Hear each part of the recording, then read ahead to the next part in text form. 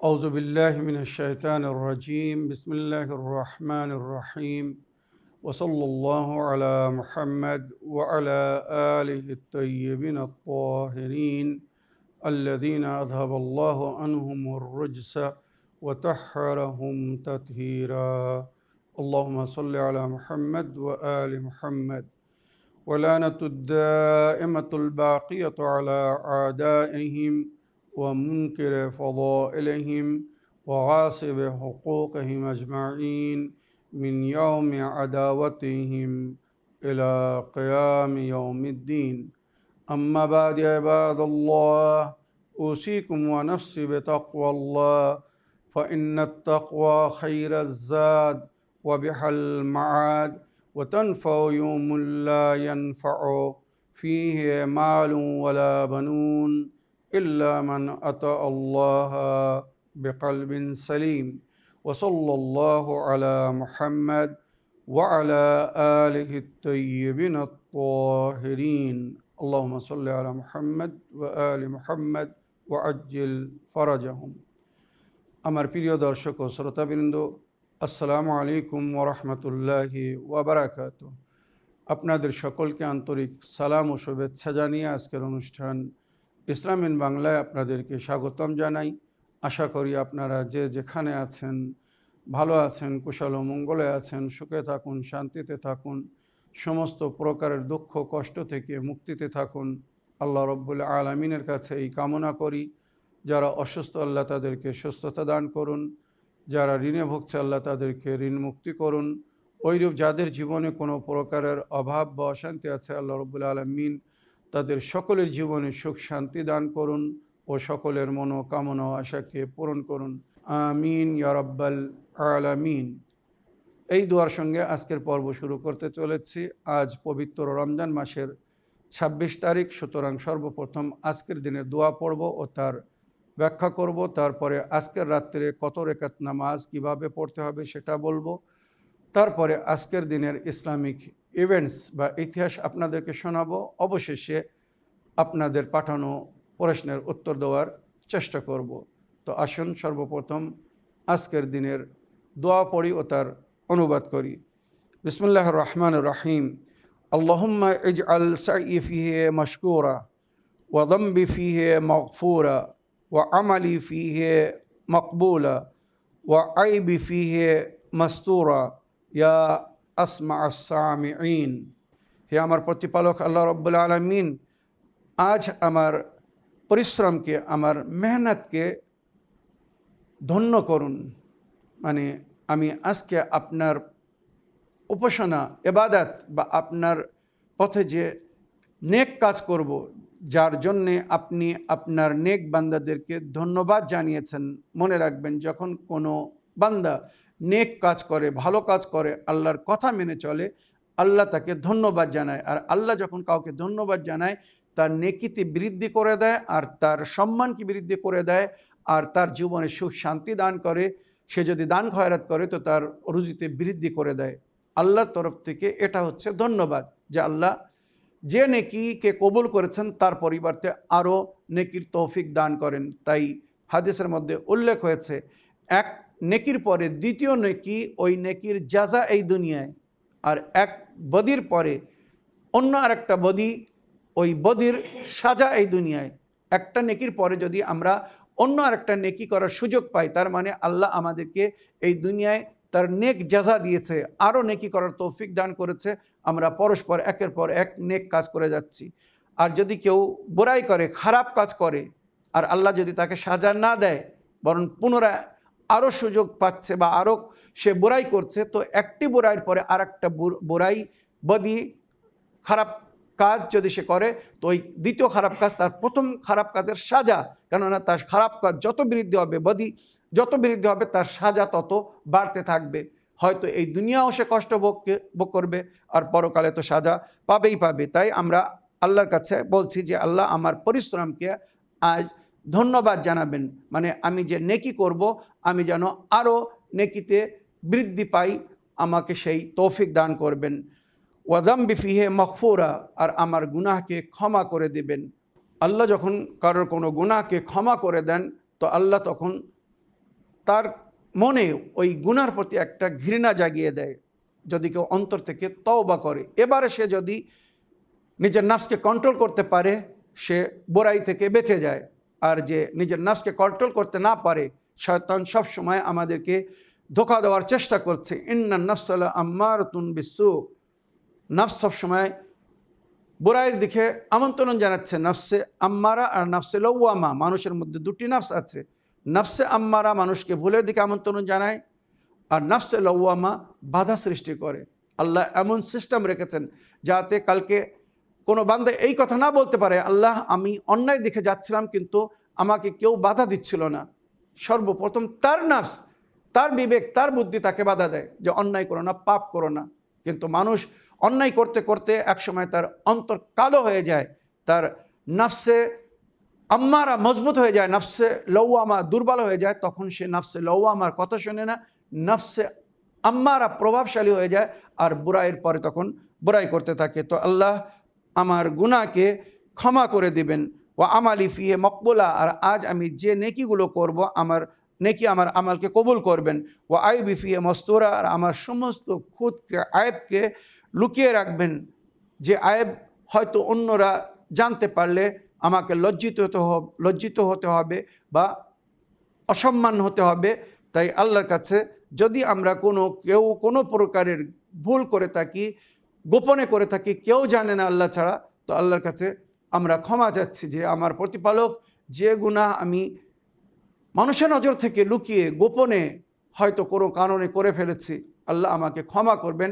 আমার এই গুনাহকে যেন প্রকাশ করে দিবেন না, যার কারণে আমাকে লজ্জিত হতে হবে। আমার এই আয়েবকে গোপন রাখবেন, লুকিয়ে রাখবেন।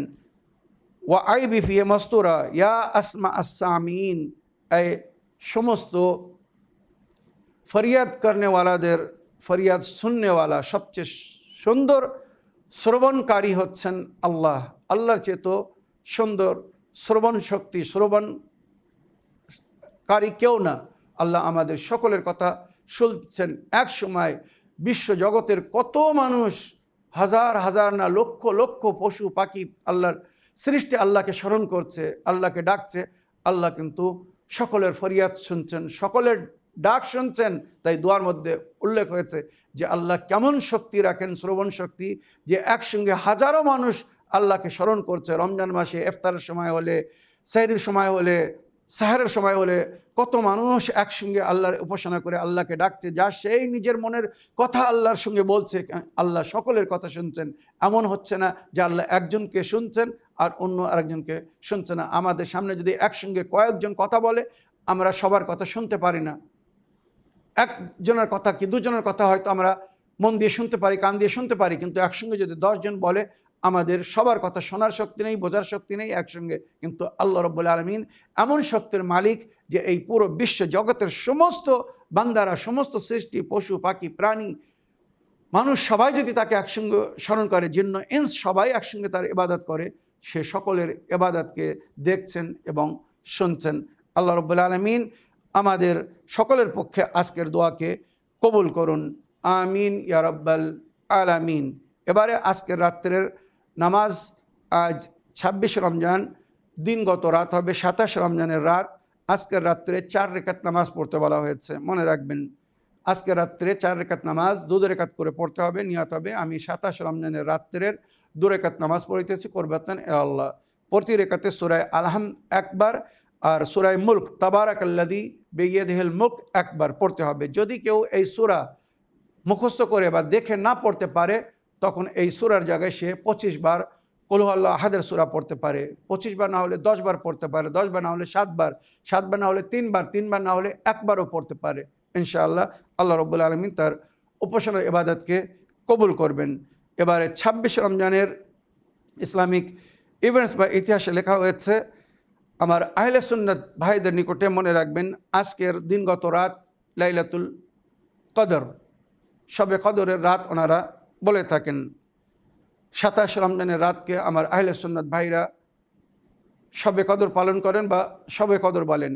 আর নবী করিম সাল্লাল্লাহু আলাইহি সাল্লামের হাদিস হিসাবে যেটা নবী করিম সাল্লাল্লাহু আলাইহি সাল্লাম বলেছেন, পবিত্র রমজান মাসের শেষ আশারা, শেষ 10 দিনের বিজোড় রাত্রে শবে কদর তালাশ করো, মানে শেষ আশারা 20 রমজানের পর থেকে নিয়ে 30 রমজানের মাঝখানে, এর মাঝখানে যে বিজোড় রাতগুলো ওট বা তাক রাত যাকে বলা হয়, যেমন 21 রমজান, 23 রমজান, 25 রমজান, 27 রমজান এবং 29 রমজান, এই 5টি রাতে আমাদেরকে লাইলাতুল কদর তালাশ করতে বলা হয়েছে। লাইলাতুল কদর পাওয়ার জন্যে আমাল করতে বলা হয়েছে। আহলে বাইত আমাদেরকে যেভাবে শিখিয়েছেন, বলেছেন, বিবি জাহরা সালামুল্লাহ আলাইহা 23 রমজানের রাত্রে নিজের বাচ্চাদেরকে আল্লাহর উপাসনা ইবাদতের জন্যে জাগিয়ে দিতেন, নিজেরাও জেগে থাকতেন, আল্লাহর উপাসনা ইবাদত করতেন। তাই ওই জন্যে আমরা 23 রমজানকে শবে কদর রূপে পালন করি। আর সুনান ইবনে দাউদের মধ্যেও যার উল্লেখ হয়েছে যে নবীর এক সাহাবী নবীর কাছে এসে বলছেন, আয় আল্লাহ নবী, পবিত্র রমজান মাস, এই মাসে একটি রাত যাকে লাইলাতুল কদর বলা হয়েছে, কোন সেই রাত? আমি কবে আসব আপনার এই মসজিদে? আমি এখান থেকে দূরে গ্রামে বাস করি। আপনি যদি বলেন তো আমি সেই দিনে আসব, এসে আপনার সঙ্গে রাত জেগে আপনার মসজিদে আমাল করব। তো নবী করিম সাল্লাল্লাহু আলাইহি ওয়াসাল্লাম তাকে বলেছিলেন, তুমি 23 রমজানের রাত্রে, 22 রমজানের দিনগত রাত্রে এসো, এখানে আমার সঙ্গে লাইলাতুল কদর, শবে কদরের আমাল করো। ওই ব্যক্তি আসে আর সারা রাত নবীর সঙ্গে থেকে মসজিদে নববীতে লাইলাতুল কদরের যে আমালগুলো আছে সেগুলো আদায় করে। সকাল হলে ওনার ছেলে ওনাকে নিতে আসে আর উনি গ্রামে ফিরে যান। এই রওয়ায়াত কিন্তু সুনান ইবনে দাউদের মধ্যে লেখা হয়েছে। লাইলাতুল কদরের বাবে আপনারা দেখতে পারেন। আশা করি আজকের যে ইভেন্টস ছিল আপনারা বুঝতে পেরেছেন। এছাড়া আলিমে রব্বানি সাহেবুল কিতাব আকিদাতুশ শিয়া, শিয়া বিশ্বাস, শিয়া আকিদা, শিয়া ইমান, এর উপরে একটি সুন্দর বই লিখেছিলেন মির্জা আলী আল আহকাকি। ওনার পিতা সাহেবে কিতাব আহকাকুল হক ইবতালুল বাতিল, সত্য কি আর বাতিল কি, সহি আকিদা কি আর বাতিল আকিদা কি, উম্মতে মুসলিমার মধ্যে যে উসুলে দ্বীন বা ফুরুয়ে দ্বীন নিয়ে বা বিশেষ করে আকিদা এবং বিশ্বাস নিয়ে পার্থক্য আছে, কিছু জিনিস নিয়ে মতভেদ আছে, ওইটা উনি ক্লিয়ার করেছিলেন নিজের বইয়ের মাধ্যমে। আহকাকুল হক ইবতালুল বাতিল, মানে সত্যর সত্য আর বাতিলের বাতিল, আয়নার মতো দেখিয়েছিলেন বলে যারা ভুলের ওপরে ছিল, বাতিলের ওপরে ছিল, বিষ দিয়ে ওনাকে মেরে ফেলেছিল। ওইরূপ ওনার ছেলেকে আকিদাতুশ শিয়া লেখার কারণে হয়তো হত্যা করা হয়েছিল, আর আজকের দিনে ওনাকে হত্যা করা হয়েছিল বা উনি ওফাত পেয়েছিলেন। আশা করি ইসলামিক ইভেন্টস থেকে বা ইতিহাস থেকে লাভবান হয়েছেন। এবারে আমি আপনাদের পাঠানো প্রশ্নের উত্তর দিতে চাই। দেখি কোথা থেকে কে কি জানতে চাচ্ছেন। আগে একটি লিখিত চিঠি পড়ব, তারপরে ইনশাল্লাহ আপনাদের পাঠানো ভয়েস মেল বা অডিও রেকর্ডিং প্লে করব। সালামুন আলাইকুম মাওলানা সাহেব, আপনি গত বছর কিছু জিনিসের বিষয়ে বলেছিলেন যে এগুলো রোজাকে বাতিল করে না। মাওলানা সাহেব, যদি আপনার মনে থাকে তো দয়া করে ওইগুলো একটু বলবেন, কেননা অনেক জিনিস আছে যা রোজাকে নষ্ট করে না, কিন্তু সাধারণ মানুষ মনে করে এগুলো মুফতেলাতে সম, মানে রোজাকে বাতিল করে। আমি আবু রেজা বলছি ওয়েস্ট বেঙ্গল থেকে। আপনাকে অনেক অনেক ধন্যবাদ জানাই আমাদেরকে এত সুন্দর শিক্ষা দেওয়ার জন্যে। জাজাকাল্লাহ খায়ের। ওয়ালাইকুম আসসালাম রহমতুল্লাহি ওয়া বারাকাতুহু। আমার প্রিয় ভাই আবু রেজা সাহেব, এত সুন্দরভাবে চিঠি লেখার জন্যে আপনাকে ধন্যবাদ জানাই। আমাকে দোয়ায় স্মরণ রাখার জন্য আপনাদেরকে ধন্যবাদ জানাই। আপনি ওই সমস্ত জিনিস বা বিষয়ে জানতে চেয়েছেন যেগুলোর সম্পর্কে ভুল বোঝাবুঝি আছে। মানুষ মনে করে এগুলো রোজা বিনষ্টকারী, রোজাকে বাতিল করে, মুফতেলাতে সম, কিন্তু বাস্তবে এটা মুফতেলাতে সম না, যেটা আমাদের বিখ্যাত মুজতাহিদ মুফতি আয়াতুল্লাহ সিস্তানি সাহেব বলেছেন। আমি আপনাদেরকে অতি সংক্ষিপ্তে এবং অল্প সময়ের মধ্যে জিনিসগুলো বলার বা বোঝানোর চেষ্টা করছি। 1 নম্বর, জামিয়া আনওয়া ইল এবার হাদিল উমর লাইসাত মিনাল মুফতারাত। ফতোয়ায় এইভাবে লেখা হয়েছে যে এই সমস্ত জিনিস রোজাকে বাতিল করে না, রোজাকে নষ্ট করে না। 1 নম্বর, জামিয়া আনওয়া ইল এবার, সমস্ত প্রকারের ইনজেকশন। যদি কেউ কোনো কারণে, মনে করুন একজন সুগার পেশেন্ট, তাকে দিনের বেলা কয়েকবার হয়তো ইনসুলিন নিতে হয়, নইলে সুগার ডাউন হয়ে যাবে কি বৃদ্ধি হয়ে যাবে, অনেক সমস্যা দেখা যায়, মাথা ঘোরে, চক্কর আসে, অস্বস্তি হয়। তো যদি রমজান মাসে ইঞ্জেকশন নিতে হয় নিতে পারবে, রোজার অবস্থায় ইঞ্জেকশন নেওয়া যাবে। দ্বিতীয় কালুল জারাস, মানে কারোর দাঁতে যন্ত্রণা হচ্ছে, যন্ত্রণা সহন করতে পারছে না। আপনারা জানেন সাধারণ যখন আমরা দাঁত তুলি তো রক্ত বাহির হয়, অনেক সময় সেটা জিহ্বার সঙ্গে পেটে চলে যায়। তো রমজান মাসে যদি এমন হয় তো আমরা দাঁত তুলতে পারবো, তো শরীয়ত বলছে হ্যাঁ দাঁত তুলতে পারবেন, তবে সতর্কতা অবলম্বন করতে হবে। ওখানে তুলো দিয়ে রাখতে হবে, বারবার ওই তুলোটা ভিজে গেলে তাকে ফেলে দিতে হবে, যাতে লিকুইড বা রক্ত যেন ভেতরে না যায়। কিন্তু দাঁত তোলা যাবে, রমজান মাসে রোজা থেকে দাঁত তোলা যাবে যদি প্রয়োজন হয়, যদি মজবুরি হয়। অনেকের আছে দাঁত নড়ে যায়, সামান্য টান দিলে তুলে যায়, রক্ত বাইর হয় না, বোঝা যায় না, কোনো অসুবিধা নেই, রমজান মাসে দাঁত তোলা যাবে। আল মগজি মানে ভিটামিন ইঞ্জেকশন নেওয়া যাবে কি না, ইঞ্জেকশন নেওয়া যাবে। তাদুক তাম, খাদ্য চাখা যাবে কি না। আমার মা বোনেরা যখন তরিতরকারি রান্না করে তো অনেক সময় রমজান মাসে না চাখার কারণে ঝাল বেশি হয়ে যায়, নুন বেশি হয়ে যায়, অনেক অসুবিধা হয়।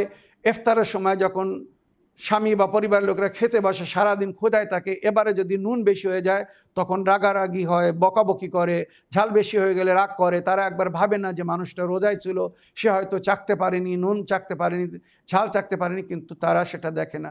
তাই আমার প্রিয় বোনদের, মা বোনদের, ভাবিদের জন্য বলছি, আপনারা রমজান মাসে তরকারি শুরু যদি প্রয়োজন হয় চাখার জন্য, নুন হয়েছে কিনা, ঝাল হয়েছে কিনা চাখতে পারবেন, সঙ্গে সঙ্গে ওটা চেখে কুলি করে জিহ্বাকে পাক করে নেবেন, ধুয়ে পরিষ্কার করে নেবেন, ওটা যেন ভেতরে যেতে দেবেন না, চেটে নেবেন না। হালাকের মধ্যে যদি প্রবেশ না করে কোনো অসুবিধা নেই। তরকারি নুন বা ঝাল যদি চাখার প্রয়োজনে চাখতে পারবেন, সঙ্গে সঙ্গে ওটা থুতো ফেলে দেবেন বা কুলি করে নেবেন।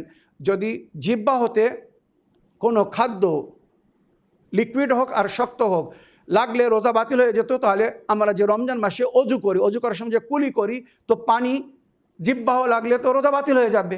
যদি সামান্য টাচ করলেই রোজা বাতিল হয়ে যেত, পানিতেও রোজা বাতিল হয়ে যাবে না। পানাহার করলে মানে হালাক ক্রস করলে, গলার ভেতর দিয়ে যদি শরীরের ভেতরে পেটের মধ্যে যায় তখন রোজা বাতিল হবে, তাও জেনে শুনে। অজানায় যদি যায় কোনো অসুবিধা নেই।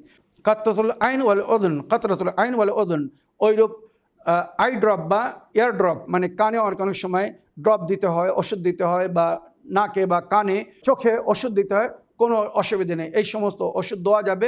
বাস জেনে শুনে ওটা যেন গলা পার না করে। হ্যাঁ, অনেক সময় আমরা যখন কানে ওষুধ দিই, চোখে ওষুধ দিই, ড্রপ দিই, তো সেটা তার একটা তিতোপান গলায় অনুভব হয়, কোনো অসুবিধা নেই।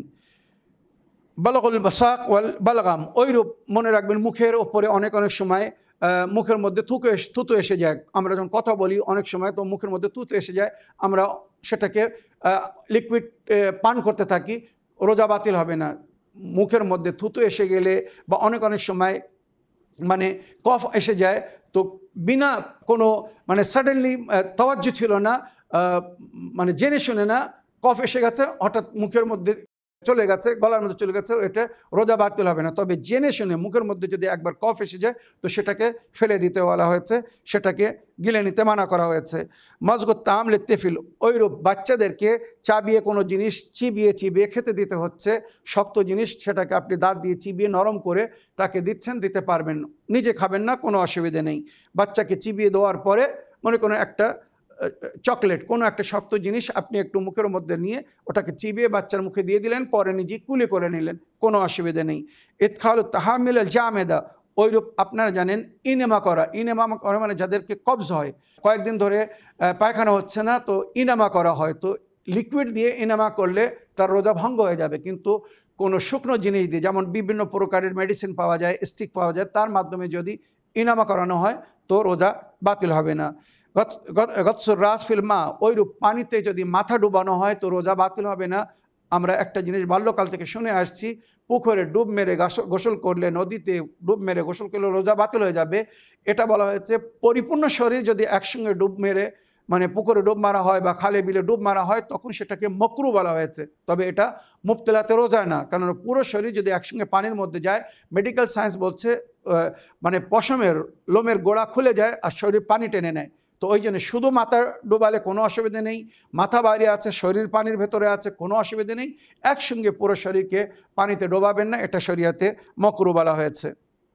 দুখুলুল হাম্মাম আল মুমতালি বিল বুখার, এমন হাম্মামে প্রবেশ করা, যারা শহরে বসবাস করে বা বিভিন্ন 5 স্টার 4 স্টার বা 3 স্টার হোটেলে আপনারা জানেন যে গোসল ঘর হয়, ওখানে স্টিম ভাপ নেওয়া হয়, স্টিমের মাধ্যমে গোসল নেওয়া হয়, গরম ভাপ মাধ্যমে। তো ওটা দিয়ে কি গোসল নেওয়া যাবে? হ্যাঁ, যদি কেউ মাস্ক পরে থাকে রমজান মাসে, যদি ওটা জেনে শুনে ভাপকে যদি নাক দিয়ে মুখ দিয়ে ভেতরে প্রবেশ না করায়, সে গোসল করতে পারবে, স্টিম ভাপ নিতে পারবে, মানে গরম পানি দিয়ে গোসল করতে পারবে, কোনো অসুবিধা নেই, তার রোজা বাতিল হবে না। তনদিফুল আসনান বিল ফারশাত ওয়াল মাজুন ওয়াল মিসওয়াক, এটা কিন্তু খুব বাস্তব এবং প্র্যাকটিক্যাল মাসলা। অনেকেই মনে করে যে আমরা দিনের বেলা যদি ব্রাশ করি, টুথপেস্ট দিয়ে মাজন করি, দাঁত ঘষি, মুখ পরিষ্কার করি, তা আমার রোজা বাতিল হয়ে যাবে। এটা কিন্তু পরিপূর্ণ ভুল ধারণা। রমজান মাসে আপনারা টুথপেস্ট, ব্রাশ, দাঁতন সব ব্যবহার করতে পারবেন। ওই জিনিসটা গলার ভেতর দিয়ে যেন শরীরের মধ্যে, পেটের মধ্যে প্রবেশ না করে। এমনি সময় আমরা যখন ব্রাশ করি, তো ওই যে কলগেট বা যা কিছু আমরা ব্যবহার করি, কেউ কি জেনে শুনে ওটা ভেতরে নেয়? কখনো নেয় না, ওটা নোংরা, কেউ নেবে না। দাঁত যখন আমরা পরিষ্কার করি, তো ওই যে ময়লাটা, ওটা কেউ কিন্তু পান করে না। হ্যাঁ, জেনে শুনে যদি কেউ পান করে, তার রোজা বাতিল হয়ে যাবে। তবে ব্রাশ করলে বা আঙুলে যদি কেউ পাউডার নিয়ে দাঁত ঘষে, কলগেট পাউডার নিয়ে বা কোনো জিনিস নিয়ে, বা মিসওয়াক, যেটা রমজান মাসে অনেকেই সময় আপনারা দেখছেন সন্ধ্যার সময় সবাই মিসওয়াক করে, কোনো অসুবিধা নেই, এতে রোজা বাতিল হবে না। এহতেলাম, দিনের বেলা যদি বীর্যপাত হয়, মানে বিনা কোনো চেষ্টায়, মানে এক হচ্ছে মানুষ স্বেচ্ছায় বীর্যপাত করছে, স্ত্রীর সহবাস বলুন বা এমন কোনো কাজ করছে যার কারণে বীর্যপাত হবে বা বীর্যপাত হচ্ছে, জেনে শুনে এমন করা রোজাকে বাতিল করবে আর ওই ব্যক্তি গুনাহগার হবে। কিন্তু সে ঘুমিয়েছিল, হঠাৎ স্বপ্নের মাধ্যমে এটা হয়ে থাকে, তো দিনের বেলা যদি এহতেলাম হয়, মানে বীর্যপাত হয়, তো তার রোজা বাতিল হবে না। সে উঠে গোসল করে নেবে নামাজের জন্য, তার রোজা সহি হয়ে যাবে। শাম্মুল বখুর, ওইরূপ, মানে সুগন্ধ, শোখা। অনেকেই মনে করে আতর মাখে না রমজান মাসে যে রোজা বাতিল হয়ে যাবে। না, আতর মাখলে রোজা বাতিল হবে না, মকরুও না। কিন্তু মনে রাখবেন, নামাজের জন্য আতর মাখা সওয়াব। হ্যাঁ, এক রকমের ঘাস আছে ইয়ামানের পাহাড়ে, যেটা আমাদের এখানে অনেকেই গাজা বলে থাকে। ওই গাজা বা ওই ঘাস যেটা এমানে থাকে, ওইটা শুকলে নাকি মানুষের নেশা হয়, আর মানুষ তখন ক্ষুধা পিপাসা ভুলে যায়। তো ওইটা শুকতে মানা করা হয়েছে, মকরু বলা হয়েছে, মনে রাখবেন।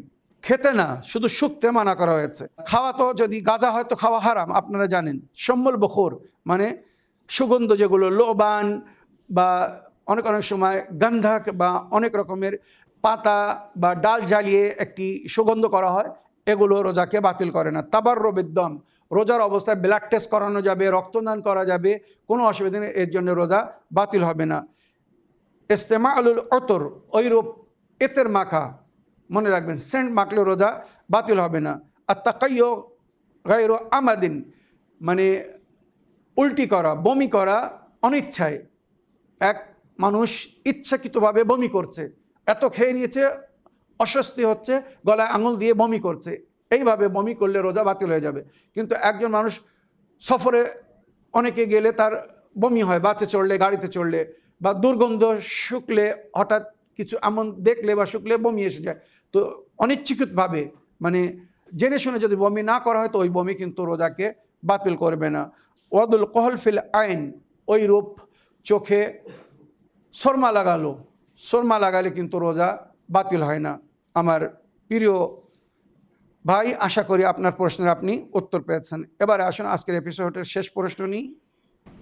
আসসালামু আলাইকুম, আমি রেজিনগর মুর্শিদাবাদ থেকে মুর্জিনা বলছি। মৌলানা সাহেব, আপনি সুস্থ থাকুন এবং ভালো থাকুন।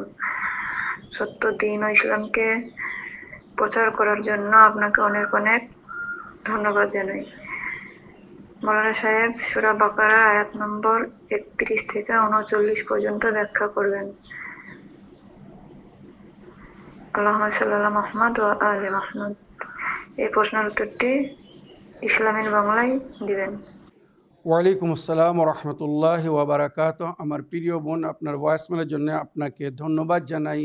আমাদের অনুষ্ঠানকে আপনি নিয়মিত ফলো করছেন, সুন্দরভাবে সমস্ত জিনিসকে জেনে শুনে মেনে চলার চেষ্টা করছেন, এবং অনেক সময় আপনি খুব সুন্দর প্রশ্ন করছেন, যার মাধ্যমে অন্যরা শিক্ষা লাভ করছে। আজকের অডিওতে আপনি সূরা বাকারার আয়াত নম্বর 31 থেকে 39 পর্যন্তর ব্যাখ্যা জানতে চেয়েছেন। তো সময় খুব অল্প, তাই আমি অল্প সময়ের মধ্যে যতটুকু সম্ভব হচ্ছে এর ব্যাখ্যা করছি।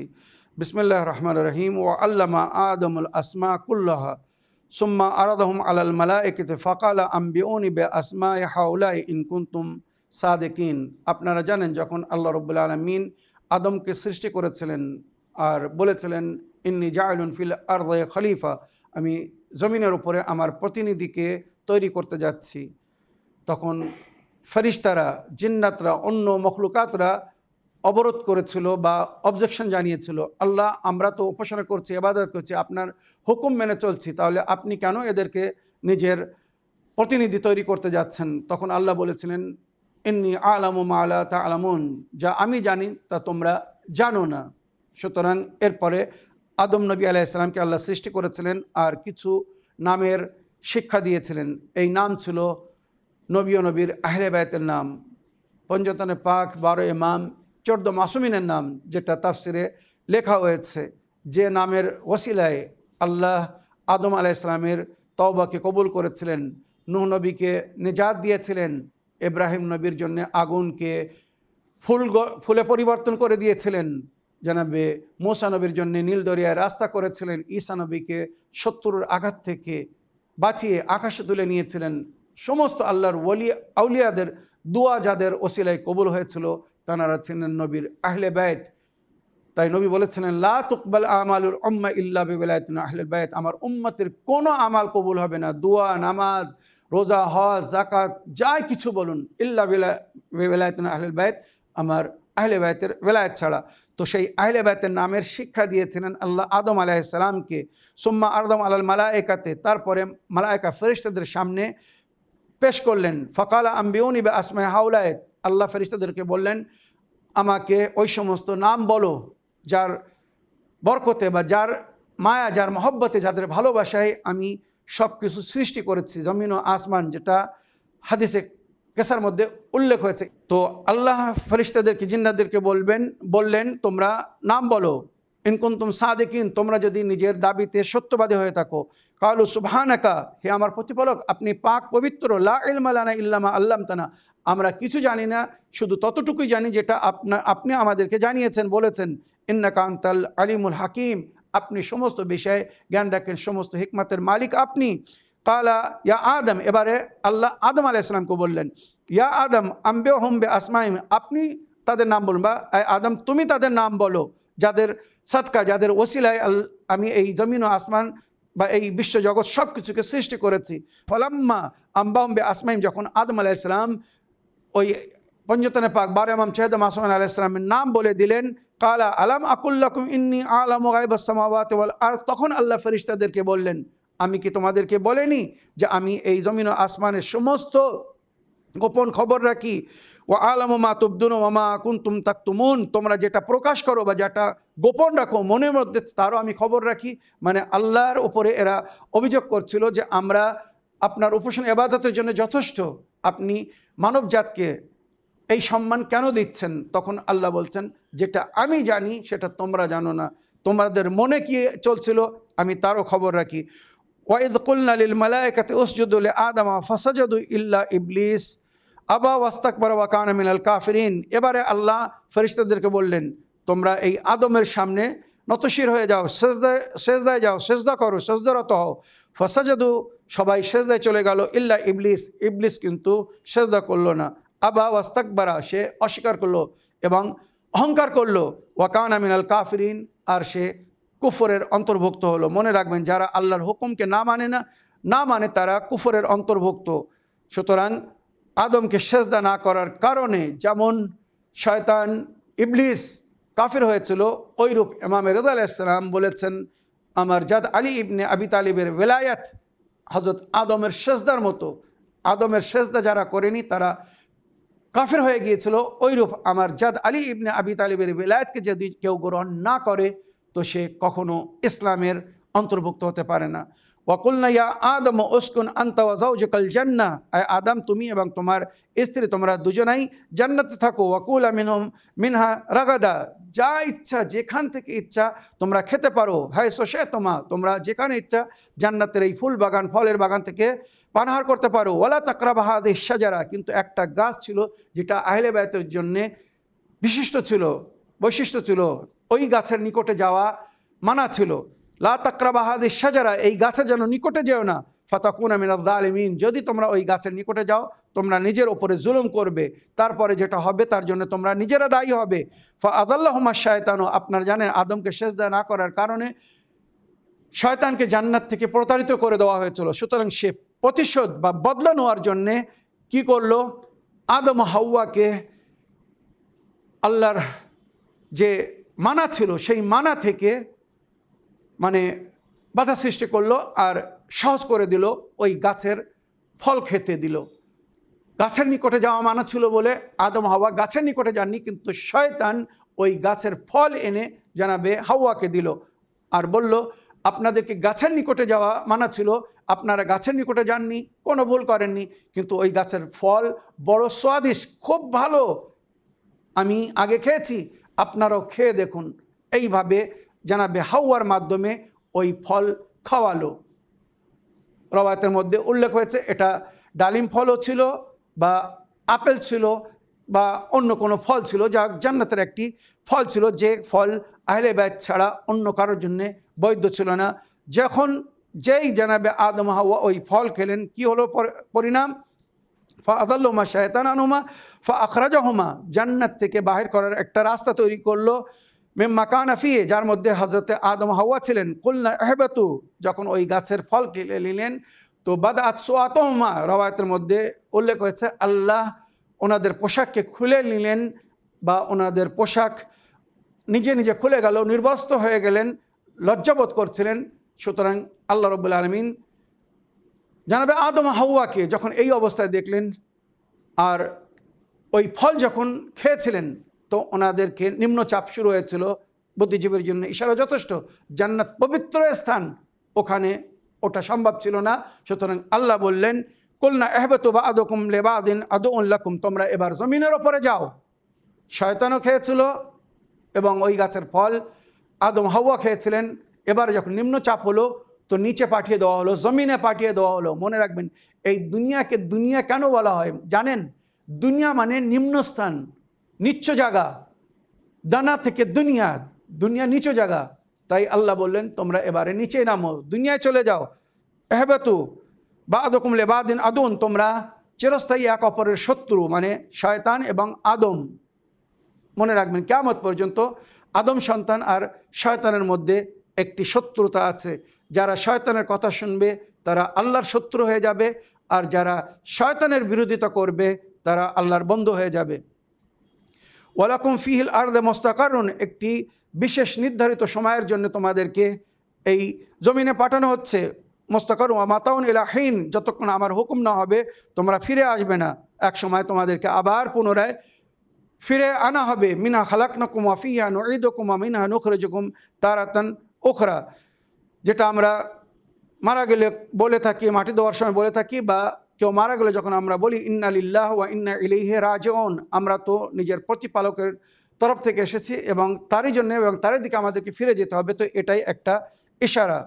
ফাতালাক্কা আদম মিন রাব্বিহি কালিমাতিন ফাতাবা আলাইহি, এরপরে আদম খুব দুঃখিত ছিলেন, তো উনি আল্লাহর কাছে তওবা করেছিলেন যে আল্লাহ, আমি আপনার একটি হুকুমকে যে অমান্য করে যে দুঃখিত হয়েছি, যেটা উচিত ছিল না, আমি তার জন্যে ক্ষমার প্রার্থী, আমাকে ক্ষমা করে দিন। ফাতালাক্কা মিন রাব্বিহি কালিমাতিন, তখন আল্লাহ আদমকে কিছু কালেমাতের তালিম দিলেন যে এই কালেমাতের মাধ্যমে, এই নামের মাধ্যমে, এই নামকে ওসিলা করে তওবা করো, আমি তওবাকে কবুল করব। এখানেও বলা হচ্ছে ওই নাম ছিল পঞ্চতনে পাকের নাম, আহলে বাইতের নাম। আল্লাহ রাব্বুল আলামিন আদমকে শিখিয়েছিলেন যে এদের ওসিলায় তুমি তওবা করো, আল্লাহ তোমার তওবাকে কবুল করবে। ফাতালাক্কা আদমু মিন রাব্বিহি কালিমাতিন, আদম নিজের প্রতিপালক তরফ থেকে কিছু কালিমাত পেলেন, ফাতাবা আলাইহি, যার কারণে আল্লাহ তার তওবাকে কবুল করে নিলেন। ইন্নাহু হুয়া তাওয়াবুর রহিম, আল্লাহ তওবা কবুল করনেওয়ালা এবং রহম করনেওয়ালা বা মেহেরবান। কুলনা ইহবিতু মিনহুমা জামিয়ান فإما يأتينكم مني هدى فمن تبع هدايا فلا خوف عليهم ولا هم يحزنون। তোমরা সবাই জমিনের উপরে যাও, মনে রেখো যারা এই জমিনের উপরে গিয়ে আমার কথা মেনে চলবে, আমার হেদায়েতকে গ্রহণ করবে, তাদের জন্য কোনো ভয়ের প্রয়োজন নেই, তারা কোনো ভয়ভীত হবে না, দুঃখিত হবে না, তাদেরকে পুনরায় আবার ফিরিয়ে জান্নাতে নিয়ে আসা হবে। কিন্তু যারা কুফর করবে, ওয়াল্লাযিনা কাফারু ওয়া কাযযাবু বিআয়াতিনা, যারা কুফর করবে, আমার হুকুমকে না মানবে, আমার আয়াতকে অস্বীকার করবে, কাযযাবু আয়াতিনা উলাইকা আসহাবুন নারে, এরা হবে জাহান্নামী, হুম ফিহা খালিদুন, আর সেখানেই চিরস্থায়ী হবে। মনে রাখবেন যারা আহলে বাইতকে মেনে চলবে তারা নেজাত পাবে, জান্নাতে যাবে। নবী করিম সাল্লাল্লাহু আলাইহি ওয়াসাল্লাম বলেছেন, মাসালু আহলে বাইতি কামাসালি সাফিনাতি নূহ মান রাকিবাহা নাজা ওয়া মান তাখাল্লাফা আনহা ফাগারিকা ওয়া হাওয়া। আমার আহলে বাইতের উদাহরণ নূহ নবীর তরীর মতো, যে এই তরীতে সওয়ার হয়েছে সেই নেজাত পেয়েছে, যে এই তরীকে ছেড়ে দিয়েছে সে ডুবে গিয়েছে, হালাক হয়ে গিয়েছে। তো যারা আহলে বাইতের তরীতে সওয়ার হবে, মানে আহলে বাইতের পথের প্রতীক হয়ে চলবে, আহলে বাইতের কথা মনে চলবে, আহলে বাইতের দিন ধর্মকে মেনে চলবে, তারাই নেজাত পাবে। যারা আহলে বাইতের পথকে ছেড়ে দেবে, যেমন নূহ নবীর তরীতে নূহ নবীর ছেলে চড়েনি, সে হালাক হয়ে গিয়েছিল, ওইরূপ যারা আহলে বাইতের কথা মেনে চলবে না, আহলে বাইতের কথা শুনবে না, আহলে বাইতের পথকে ফলো করবে না, তারা কখনো নেজাত পাবে না। যেমন নূহ নবীর সন্তান হালাক হয়ে গিয়েছিল, এরাও হালাক হয়ে যাবে। যেমন নূহ নবীর সন্তানকে জাহান্নামের খবর দেওয়া হয়েছে, ওইরূপ তাদেরও জাহান্নাম অপেক্ষা করছে যারা নবীর আহলে বাইতকে ছেড়ে দিয়েছে বা নবীর আহলে বাইতকে অমান্য করেছে। নবী নিজের উম্মতের হেদায়েতের জন্য কোরআন এবং আহলে বাইতকে ছেড়ে গিয়েছেন। যদি কেউ হেদায়েত পেতে চায়, নেজাত পেতে চায়, কোরআন এবং আহলে বাইত উভয়কে ধরে থাকতে হবে, উভয়কে মেনে চলতে হবে। কোনো একটা জিনিস যদি কেউ ছেড়ে দেয় তো সে নেজাত পাবে না। এই বলে আমার আজকের বক্তব্য এখানে শেষ করলাম। ওয়া আখিরু দাওয়ানা আলহামদুলিল্লাহি রাব্বিল আলামিন। ওয়াসসালামু আলাইকুম ওয়া রাহমাতুল্লাহি ওয়া বারাকাতুহু।